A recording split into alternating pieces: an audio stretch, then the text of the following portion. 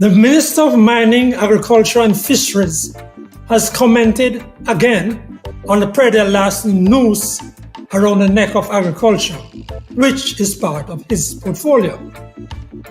I've already pointed to what I see as the error made by Prime Minister Andrew Holness in saddling one minister with the increasingly complex and problem-plagued mining portfolio and twinning it with agriculture and fisheries with its huge underdeveloped potential and plethora of challenges. Good day. This is episode 80 of the Frankly Speaking Jamaica podcast.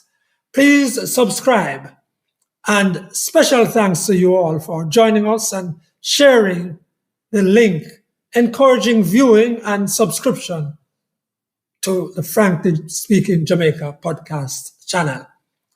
Remember, it's free to subscribe. Desmond Richards and Winnie Anderson-Brown have their say in this podcast number 80. But first, my commentary, frankly speaking. Lastly, the theft of billions of dollars in fruit, vegetable growing provision, livestock from small holdings through to large commercial farms is an opportunity and challenge for Floyd Green. Yet, frankly speaking, even with the unwieldy twinned ministry, I believe Floyd Green appreciates the gravity of the problem. He has been here before, albeit briefly, as Minister of Agriculture.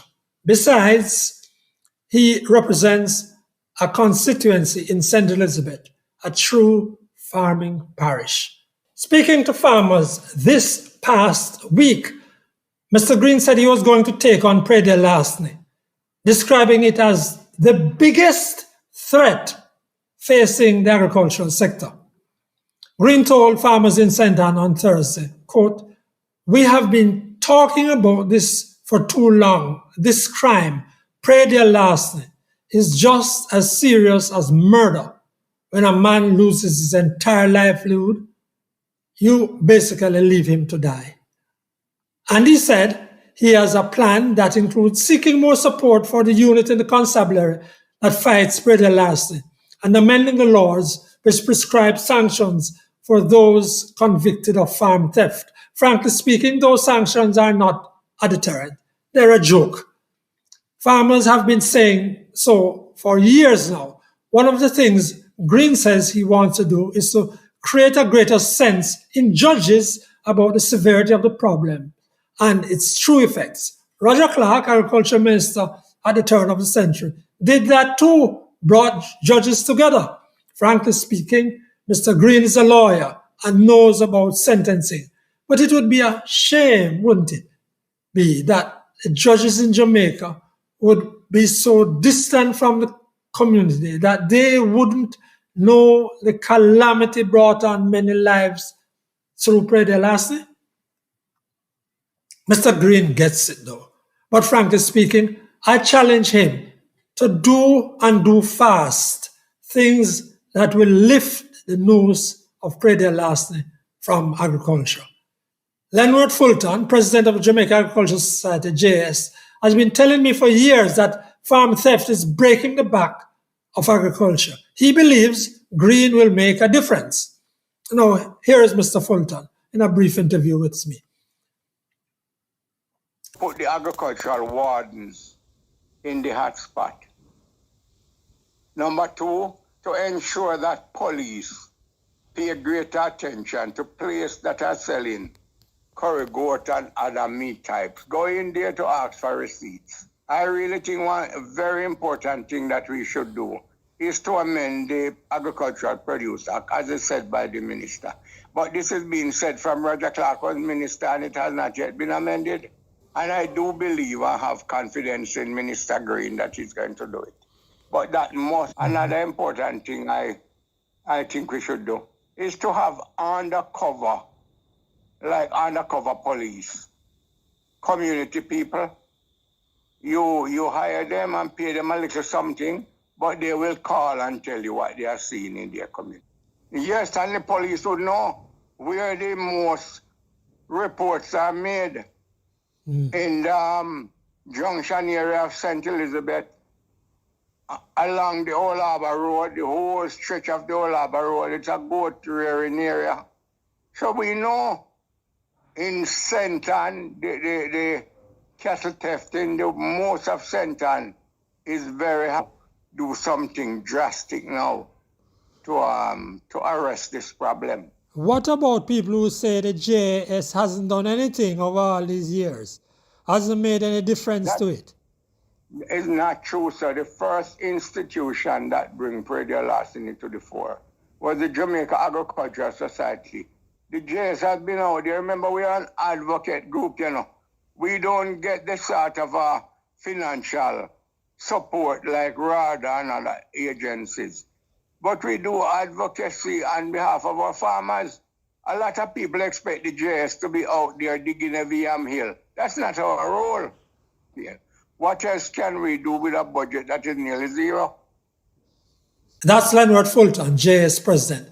The policing is a major issue. There's what is called the predial larceny unit in the police force, but they don't have enough vehicles and manpower. Volunteers and cooperative effort are dying in Jamaica. But that's exactly what's needed now in the communities to deal with predial theft. Consider the concepts now of the home guard and the neighborhood watch. Cleanse them of the difficulties. Add some modern thinking and technology. Farmers have more phones and can share intel and alerts through their groups.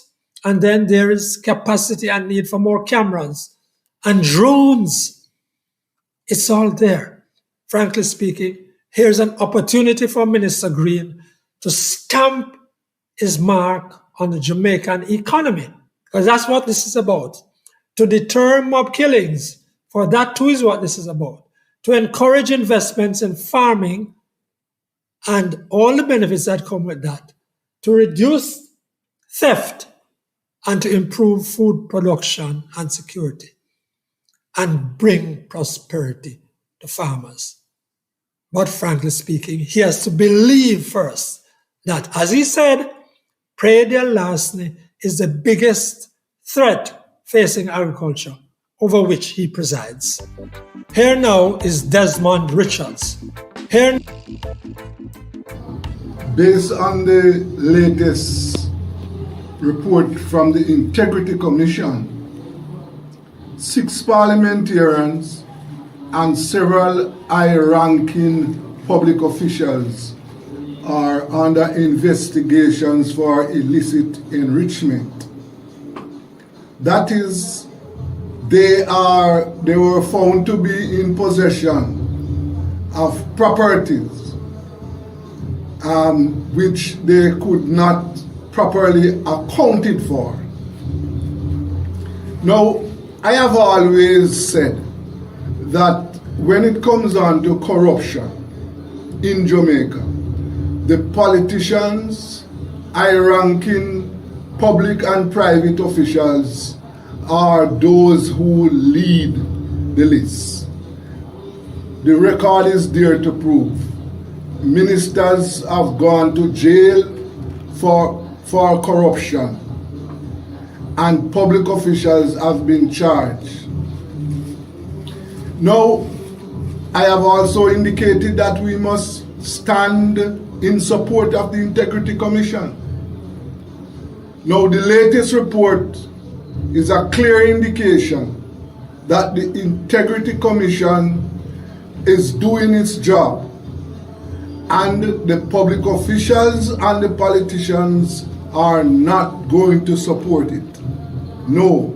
We also observed last week that the Speaker indicated that she was seeking the Attorney General's advice on how the report from the Integrity Commission and the Auditor General report, how they must be submitted to the House. Now, over the years, the Auditor General report has been submitted to the House.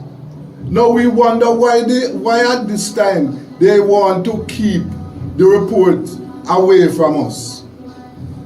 And the other thing that we need to be amended, the names of politicians under investigations, the public must know in Jamaica, if the police arrest me or investigating me, let us support the Integrity Commission, allow it to do its work.